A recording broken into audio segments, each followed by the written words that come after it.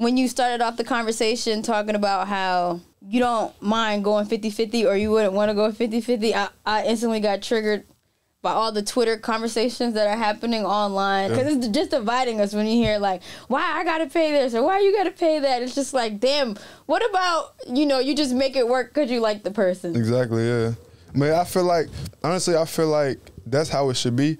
But I feel like me personally, if I got a woman who I feel like hold me down and they deserve it, I'm okay with, like, paying for her, whatever it is. I'm okay with that.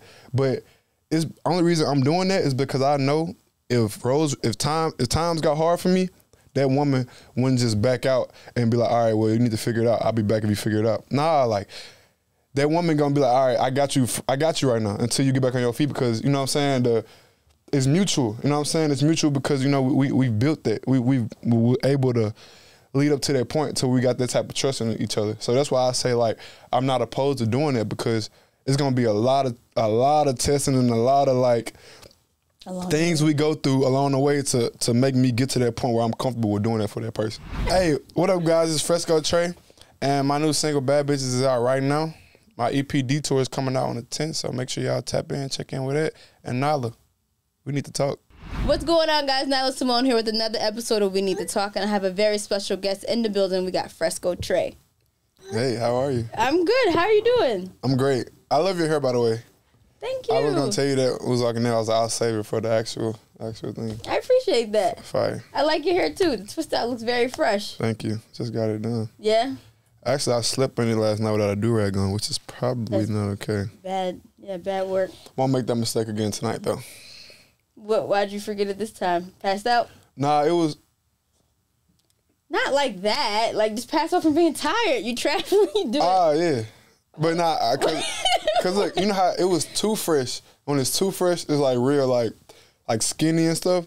So I was like, I'm going to sleep on it one day so I can give it like a little fuzziness to it. Then after that, I'm going to just do my thing. Another cheat code for that is getting in the shower without the shower cap. Yeah. So the steam can make it. Yeah. That's like a... Yeah. Okay, natural hair combos. I love it. Yeah, for real. But, okay, so before we get into why you're in New York, I got to ask, like, why the gloves indoors? Because I just came from being outside, and it's cold. Wait, as y'all say, it's brick. It's a brick. Okay. It's brick outside. It's cold outside, but it's not cold in here. You know, it fits. Like, I've been looking at myself on that screen over there, and it kind of fit, you know? You like it? I kind of like it. Okay, so gloves is a part of the image now. Yep. Okay. Mm-hmm. I felt like you was just playing sport or something, or just cold. I was dabbing in some lacrosse. All right, don't get on my nerves. All right, so you're in New York. You got a new record dropping. I know you got a record out right now about bad bitches, and the first thing I wanted to ask you was, like, what's your definition of a bad bitch? What's up, guys? I'm Nyla Symone, and I hope you're enjoying this interview. If you are, just do me a favor. Go ahead and like and subscribe. Follow the channel. Honestly, like, my mama, she like the baddest bitch I know. No. For real, though. Because it's real, because one, she stand on business. She gonna stand on business. You feel what I'm saying? And then if she gotta be, she could be independent. You feel what I'm saying?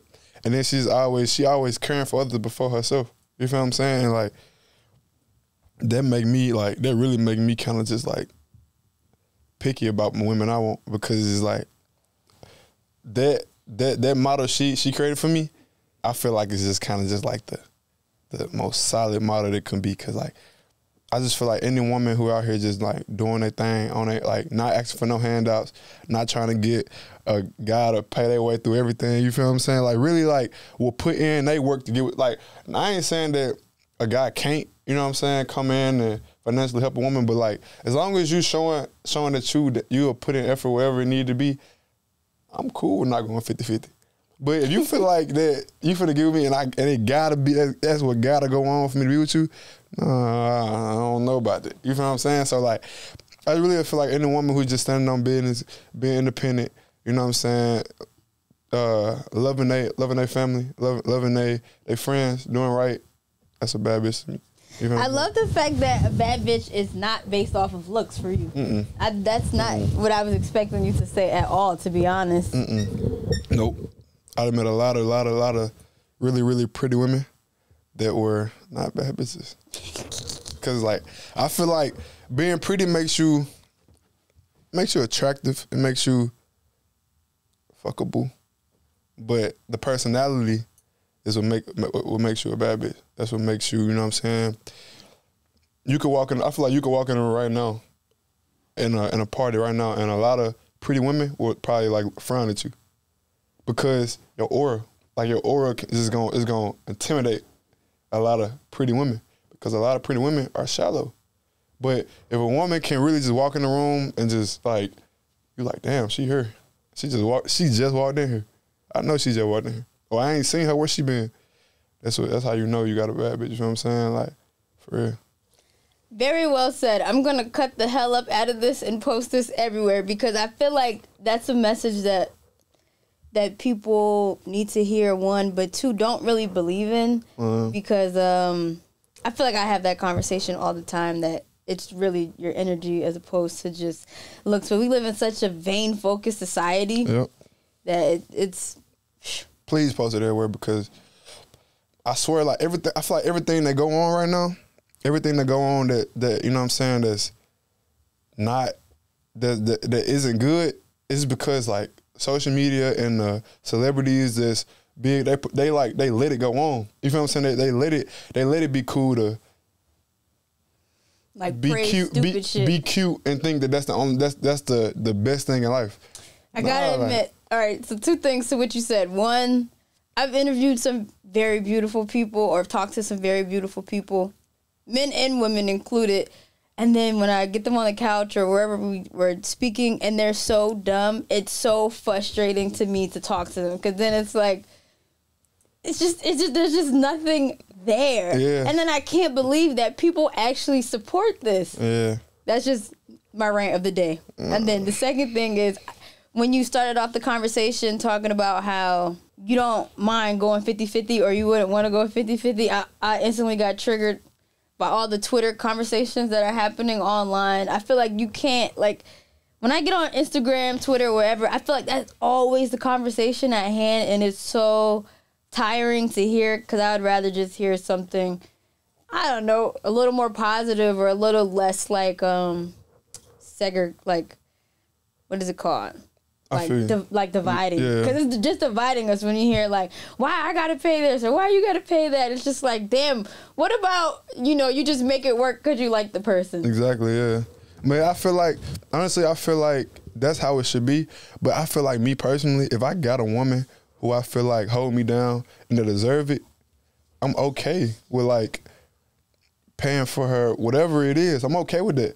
But it's only reason I'm doing that is because I know if times got hard for me, that woman wouldn't just back out and be like, all right, well, you need to figure it out. I'll be back if you figure it out. Nah, like, that woman gonna be like, all right, I got you right now until you get back on your feet, because, you know what I'm saying, it's mutual. You know what I'm saying? It's mutual because, we built that. We were able to lead up to that point until we got that type of trust in each other. So that's why I say, like, I'm not opposed to doing that, because it's gonna be a lot of testing and a lot of, like, things we go through along the way to make me get to that point where I'm comfortable with doing that for that person. You feel what I'm saying? So understood. Yeah.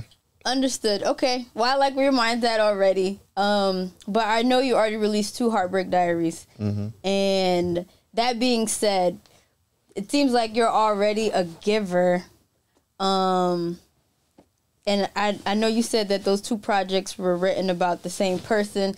Where are you at now within, like, the realm of women? I love women. And the Heartbreak Diaries 1 and 2, that was just me, like, fully expressing myself. That was me really just putting myself in the music. You feel what I'm saying? So, like, a lot of people took it as like I had, like, a thing against women or whatever that case may be, but that's not the truth. Like, I love women. I love love. You a Cancer. I am. You know you love love. Exactly. Yeah. Well, that's why the EP I got coming out now, called Detour, that's why I made this, because like I wanted people to understand that I love women. You know what I'm saying? Like that's what's coming out in this tape was just me just like admiring women. You know what I'm saying? Me embracing women, me embracing whatever come with it. And I know everything ain't gonna be peaches and ice cream, but like I'm here for it. You know what I'm saying? As long as like I got good communication with the woman. So like Heartbreak Diaries 1 and 2 is just me just putting my experience out there. It wasn't putting my intentions out there. Are you not doing a 3? I know you're still doing a 3. Yeah, I'm gonna do a 3. I'm gonna do a 3.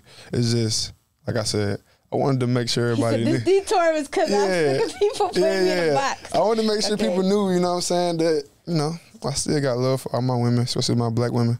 Love my black women. And, yeah, like, we're gonna get there. Okay, I like it. So let's get into Detour, but then I want to ask about 3, because I thought that was gonna be the next tape, honestly, and then I saw you're doing this EP instead. So is Detour because that's where you're at currently in life, or are you waiting for the next breakup to do that, the third, or like what is it? Nah. He said, I'm actually trying to avoid that. Yeah, what's so crazy is that my fans, like, they so ruthless about this heartbreak stuff, because I was dealing with this girl, like, we were talking, and I posted pictures with us and stuff like that. And like when I tell you I got so many DMs saying like, bro, I wish you the best, but I pray for the worst. So they was like, they treating you like Mary J. Blige. Like. I promise. I'm like, damn. Like, do y'all care for me for real? Like, they like, bro. Like, I really hope she break your heart in the best way. I said, in the best way is nuts. I'm like, what? Okay, all right, but I feel like I have enough experience. And another thing I like to say too, like, my first Heartbreak Diaries was about that girl that I was dealing with. My second one wasn't just all about that girl. My second one was about her, but like it was about other things too, like heartbreaks within a best friend, like heartbreaks within like chasing something and not completely like winning in it. You know what I'm saying? Like for me personally, like I started playing basketball, and in 2018 when I graduated, like 11th grade, 12th grade, I lost love for it. So like that was like a heartbreak thing for me. You feel what I'm saying? Like I kind of broke up with something. Why did you lose love for it? I feel like that's a common thing, actually. Yeah. People would practice something their whole lives, and then once they get a certain age, you kind of just like done.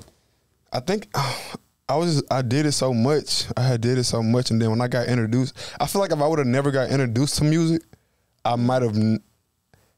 I don't know, because I feel like when I got my hands on music, that's when like I started loving it so much that I started just kind of like forgetting about basketball.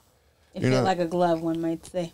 You feel me? Like, you know what I'm saying? So, like, I feel like that's what it really was. Like, me getting introduced to music, and then basketball just kind of just, like, took the back seat, and then eventually got out the car.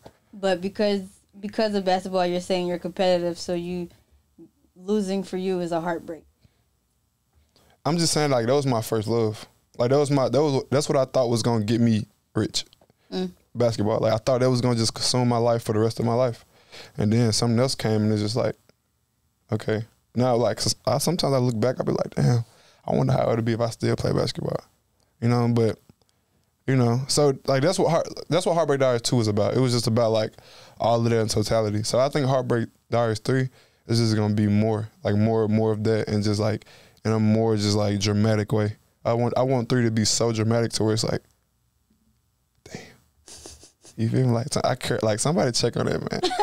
You know? And that's somebody check on that, man. You feel me? All right, I'm into that. I like the theatrics, and I'm definitely looking forward to it. But now let's get into Detour. This is where you're currently at. So, all right, you said, because I feel like a lot of times people don't make music for the ladies anymore. It's like, I don't know. I just feel like we're just not in that era anymore. But are we catering to the women on this project? I'm gonna cater to you. Cater. Who sang that song? Destiny Child. Oh, yes. Destiny Child. That's my shit. Right?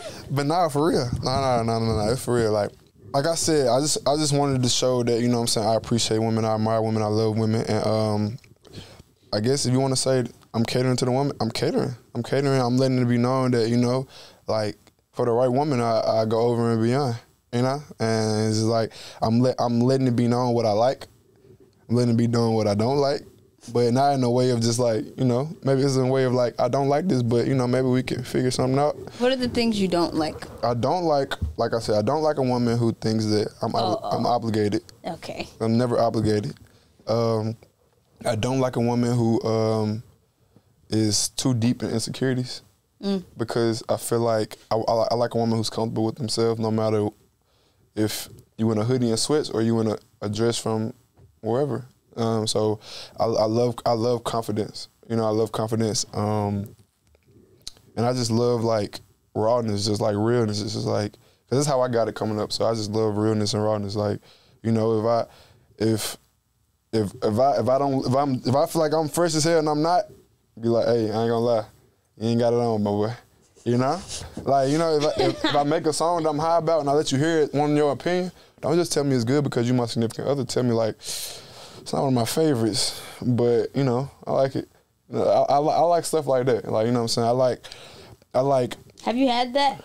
I have. You have? I have. Okay. And honestly, I was having a talk with my uncle, and it's like, I feel like I have let a couple good girls away.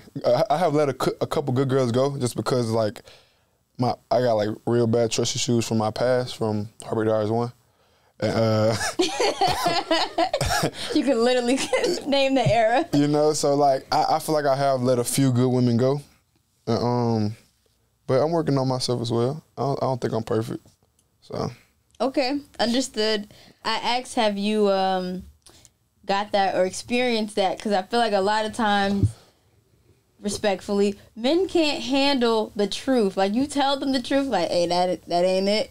Mm-hmm. Then you're the bad guy. It's like, damn, you know what? I'm going to just stop talking. Yeah, honestly, I feel you. Because there's been times where I've got the truth and I'm just like, but I'm the type of person where like, and I'm working on this now, but I'm the type of person where it's just like, you tell me something, right? And I might be a little upset or something, but I'll come back and I'll be like, all right, I thought about it. You was right. I'm wrong. I apologize. Well, that's good. But I'm working on it because it shouldn't even get to that. It should be like you said, you tell me what's real, and I'm like, all right, bet. You know what I'm saying? Or like, all right, I'm gonna work on it. I feel like I'm getting better at that for sure. Yeah. But it's okay. I suffer with it too. It's all good. It might take me a little longer than a week or two to. That's a Leo thing for sure. But I do come back eventually and be like, you know what? There is something to this. Wait, what month are you? July. What? 25th. Okay. On the 21st. Oh. Mm. Oh, you're like cusp. Yeah. You know your moon? No. Oh. No. All right. I'll do the zodiacs all day. What's your sign? Scorpio. Oh my God. Well, no reason. I will say that I think it's your off the porch interview, and you talked about how the moment you actually decided that you didn't want to do basketball anymore, and you wanted to go full-fledged into the music, and your dad was hot. Mm-hmm. And I'm cracking up because like, man, that's a black dad all day. Like they just. But then you said your dad came back and was like, you know what, whatever you want to do, I support it. And I thought that's real love right there. Mm-hmm. And I'm happy to hear like all the game and guidance he has given you. But can you talk about what it's like working with your dad? Because I feel like it's an uncommon thing, but it should be a little more common because nobody really has your back like your family. Yeah. I feel like working with my dad is like, it's like in the grand scheme of things, it's beautiful. So in certain points, it's just like we'll argue, we'll get mad at each other. But I feel like it's more just like a,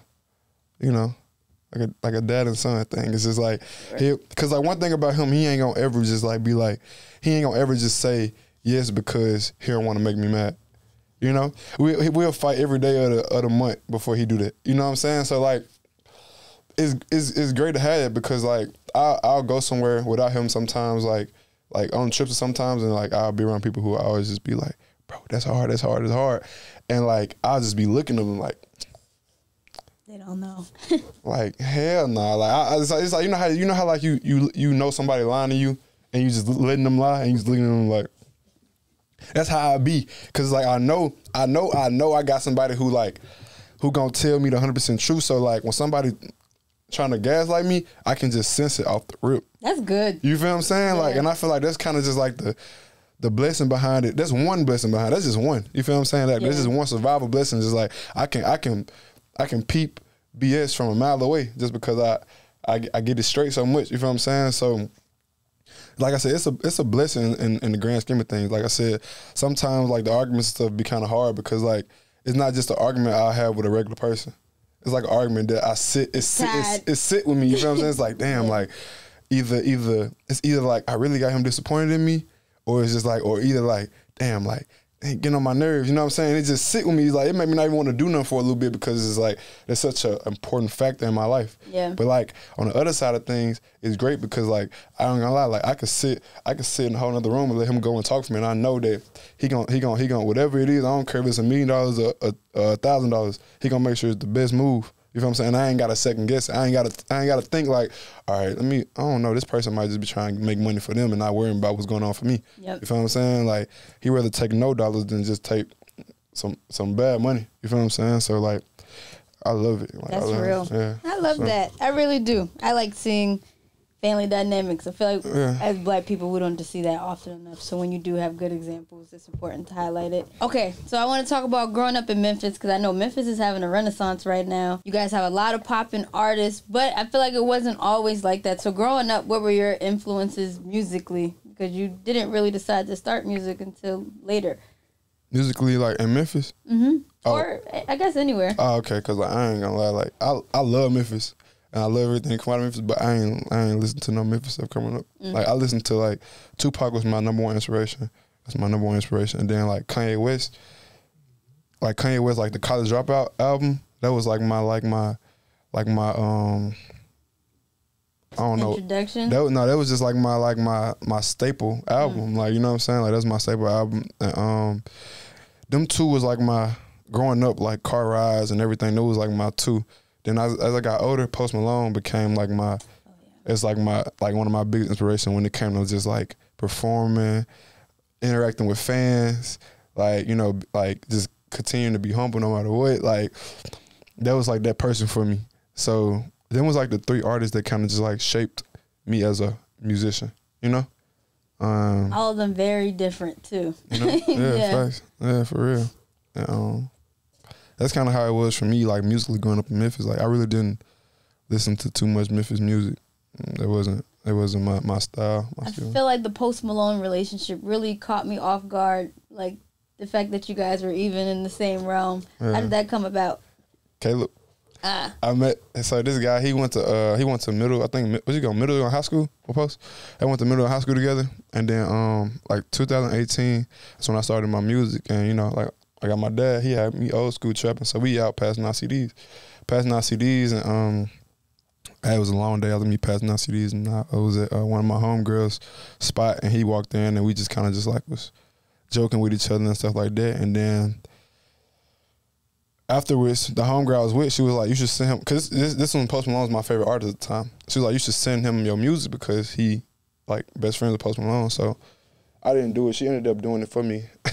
And he liked it. And he responded back, and we kind of just grew a relationship, a friendship. And then he would tell me like, hey bro, I let Post hear your song, like he like it.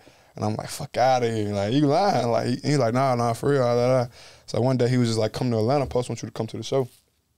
And so I drove to Atlanta, me and my best friend, and we went. And the security guard was giving me a hard time. Actually, they didn't want to let me in the show. Let me backstage. And so then Post ended up coming, getting me, and he just made a video, and he was just like, bro, wherever I'm at, you good from now on. And that was like the start of the relationship. After that, I went to a couple of his shows in L.A. I had a tour. He let me stay at the Airbnb with him. And then he came to Memphis for his show, and I went, and then he like invited me to go on like the rest of that tour with him. And we just grew a relationship from there. Super dope. Yeah, it was cool. Very dope of you too as well. Yeah. I love that. Okay, we're gonna play a game, and then I'm gonna let you go. It's fill in the blank. It's just so people can get to know you better. Oh wait, actually I have 2 games, but we'll start with this one. The older I get, the less I blank. The older I get, the less I go out. Homebody. I can't believe I actually blanked when I was younger. I can't believe I actually cried. Ain't nothing wrong with crying. All right. Okay. Therapy. We'll work on that. I'm a little embarrassed by the fact that I know so little about blank. Damn, that's a good one. Because there's a lot of stuff I don't know a lot about. Stocks and stuff. Like stocks and things. That's a good one. I'm with you on that. Sometimes I look back at my life and blink. And smile. Proud. I'm just happy to be here. I made a complete fool of myself when I blinked. When I was in third grade and I peed on myself at school. In front of the class? I didn't pee on myself. I got pushed. I was at the stall using the restroom, and they was wrestling behind me, and they pushed me, and I peed like all over here, and I couldn't leave till like later. So you stayed in the bathroom till it dried? Huh? You stayed in the bathroom till it dried? Nah, I was in class. No. The teacher had to put me to the side because like I smelled like pee. Okay. I just couldn't get picked up at like right then because like my parents was doing something. Yeah. My personality trait is blank. Goofy. Goofy? Yeah, you're silly. I can see that. No, you can't. Okay. Oh, that's prescription? No. Those are fire. Thank you. I do wear glasses, though. Mine are pink. Sure. Okay, well, thank you for stopping by and chopping it up with me. Thanks for having me. Shout out your gram. Let everybody know where they can follow you and tap in. You said shout out my grandma? Gram. My gram. Hey, I'm Fresco Trey on all platforms. FrescoTrey. Get at me. Until next time, guys. Talk soon.